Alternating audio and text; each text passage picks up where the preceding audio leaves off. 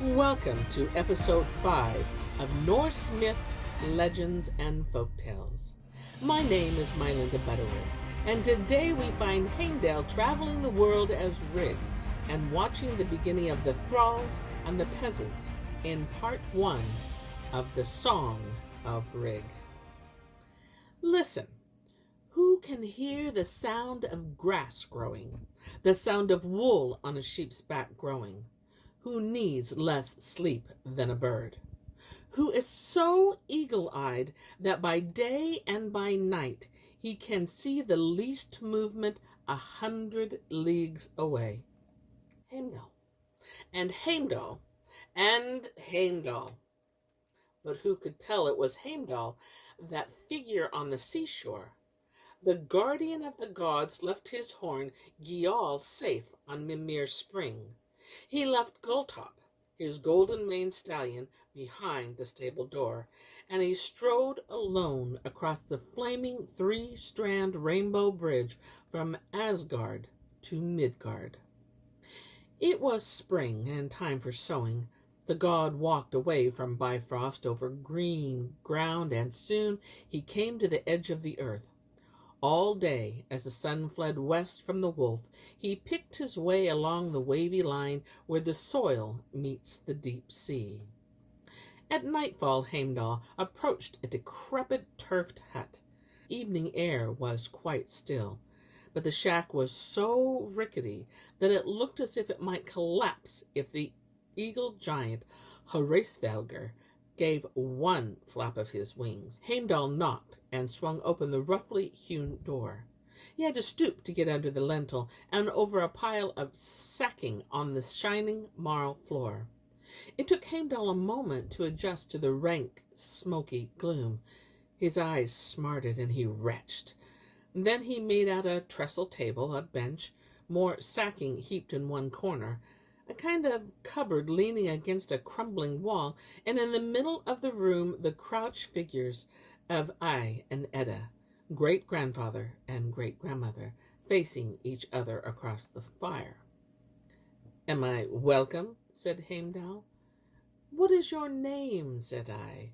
"Rig," said Heimdall. "You are welcome," said Edda.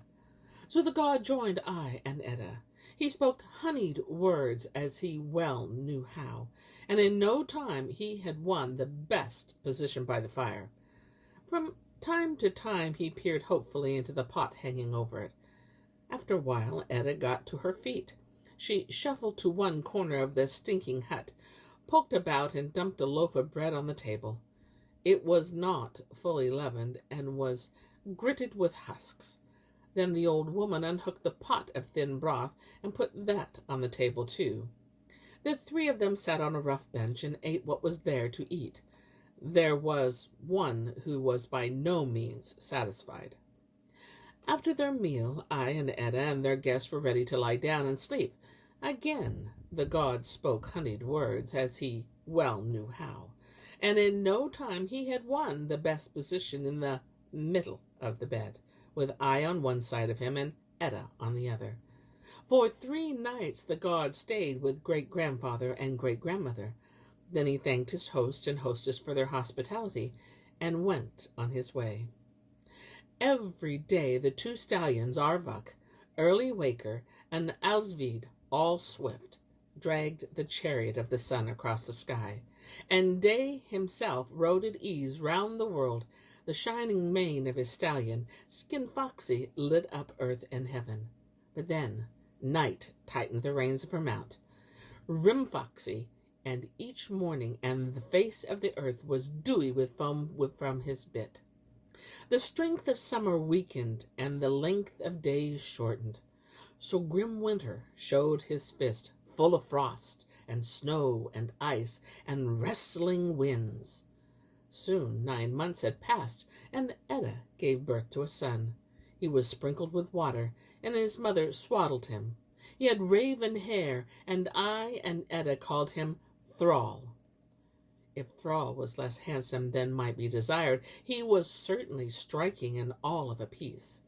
From the first his skin was wrinkled, his hands were chapped, his fingers were stubby, and his knuckles were knotted. His face was, in a word, ugly. His back was twisted, and his feet looked too large for him.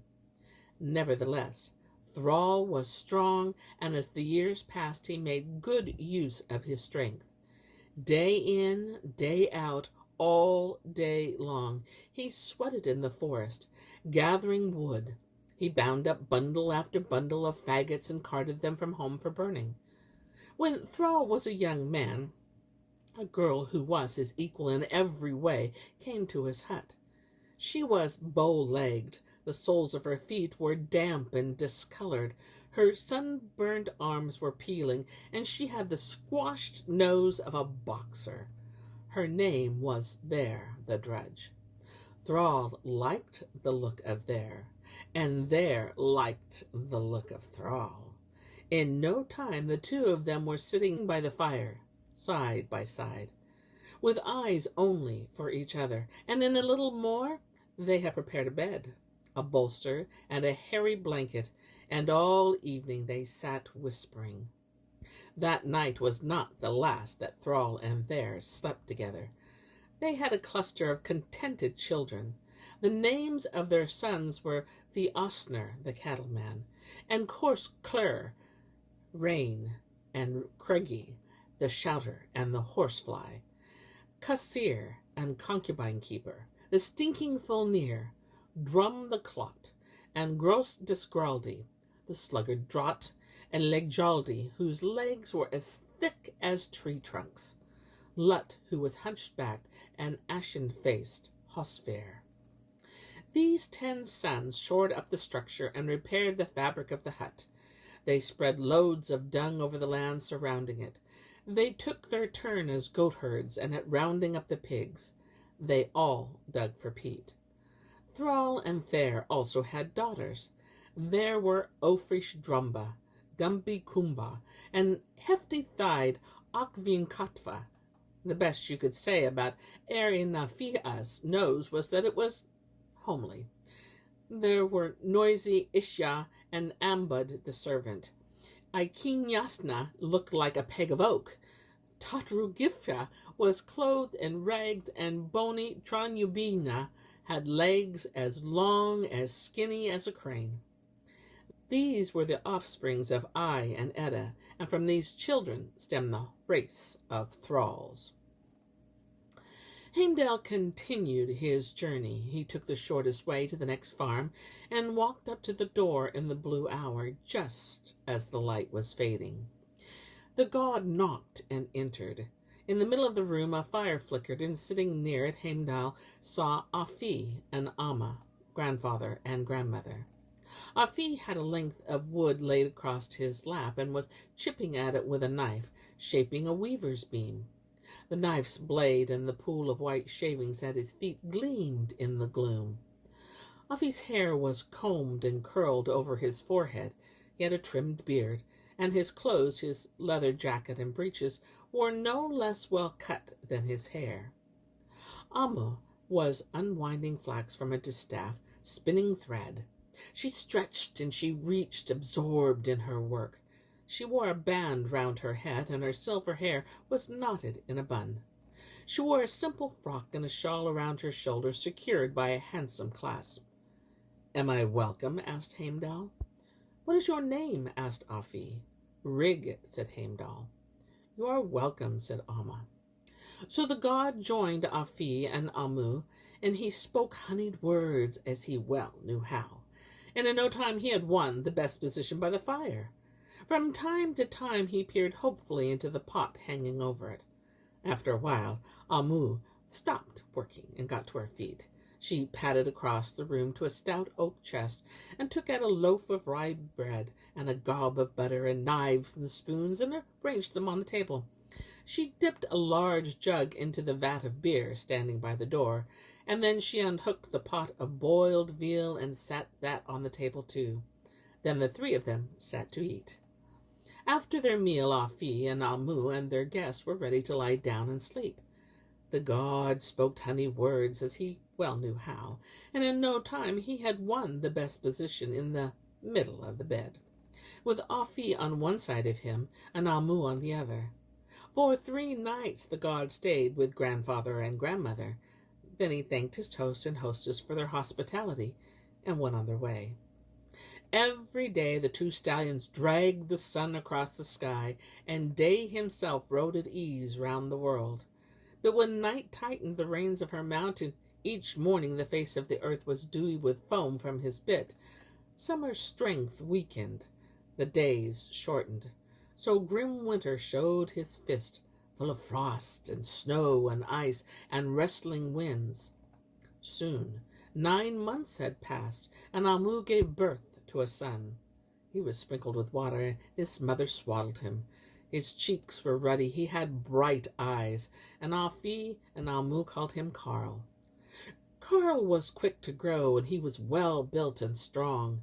In time he learned how to drive oxen with a goad, and how to fasten the share and coulter to a plow. He discovered how to build huts and barns, how to dig the foundations and erect a wooden frame, and lay the turf and pitch a roof. He became a skillful cartwright. When Karl was a young man, his parents found him a wife as much to their liking as to his, the fair daughter of a freeman living nearby. On the appointed day, the bridal party brought her in a wagon to Karl's own farm. She wore a goatskin coat and a veil, and keys jangled at her waist. So Afi and Amu won a daughter-in-law. Her name was Snore. Karl and Snore equipped their farm and arranged things to their liking. They exchanged rings and laid a colorful counterpane on their bed. That place became their place. It became home. Karl and Snore had a cluster of contented children. They called their firstborn Hal the man, and their second Drang the warrior, and their other sons were Hold the landowner, their freeman Thane, and Smith, who was the master of every craft. Breed was broad-shouldered, and Bondi was a yeoman. When he grew up, Bundiskagi always wore his beard well trimmed. Bua and Body owned a farm and a barn. Like his eldest brother, Sag was manly. Karl and Snore also had 10 daughters. Their eldest they called Snot, the serving woman. There was Brood, the bride, and slender Svanni and proud Svari. Fair Spraki and womanly Fjord. Sprund was as proud as her sister Svari. Vif was born to make a good wife. Fiema was bashful, and Ristel, the youngest, as graceful as any woman.